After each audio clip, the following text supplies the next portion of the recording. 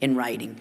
Mr. Kinzinger. Thank you, Madam Chair, and again, thank you all for being here. I was actually watching a cable news show yesterday, and that's not one I usually watch, and there was a respected scholar, Max Boot, on it, and in that exchange with this cable news host was talking about basically how wonderful it would be to work with the Russians in the Middle East, and how, you know, the Iranians actually aren't really all that bad, and said that, you know, there was no terrorist attack by the Iranians against Americans in the United States, although Mr. Boot reminded him that there were about 900 dead Americans from Iraq as a result of Iranian involvement and influence. And I say all that to say there's this kind of like really kind of sick narrative out there that we no longer need to fight for values and human rights and beliefs and freedom, which is very counter to the President Reagan, that, you know, I became a Republican because of.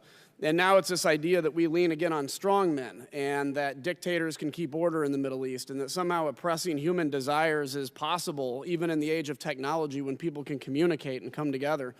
I think, you know, when you make the case on Syria, for instance, people often point to Libya as a disastrous result, and there's huge challenges in Libya. I would argue that it was our leaving Libya afterwards that's been a big problem. But if I compare Libya to Syria, there's no comparison in terms of which is the bigger tragedy. Syria, there was no intervention. Libya, there was intervention. Much different of a situation. I say all that to ask this. Instead of relying on other countries and encouraging them to use military hard power to oppress humans and bomb hospitals and kill 500,000 Syrians in this case, as I mentioned in my opening statement, it's about winning over the next generation. We're engaged in a war that's going to take us longer than the Cold War. The Cold War was won not because we had a great military, we did, but it was won because multiple generations began to reject the philosophy of communism and desire more. That's what's going to happen in this fight.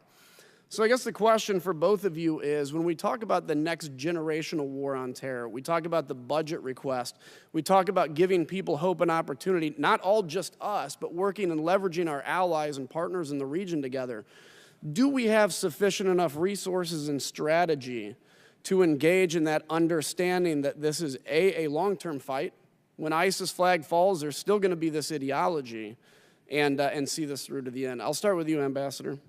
Well, thank you, Congressman. And I think if we look at what happened in May, the Riyadh summit, where the President met first with the Saudis, and then with the GCC, and then with the broader Islamic community.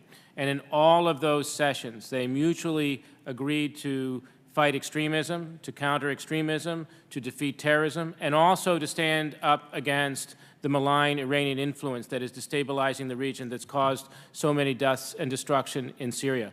So I think that the Riyadh summit was a historic event, and I think it's important to look at what came out of those meetings, and that has created a platform for this administration to move forward.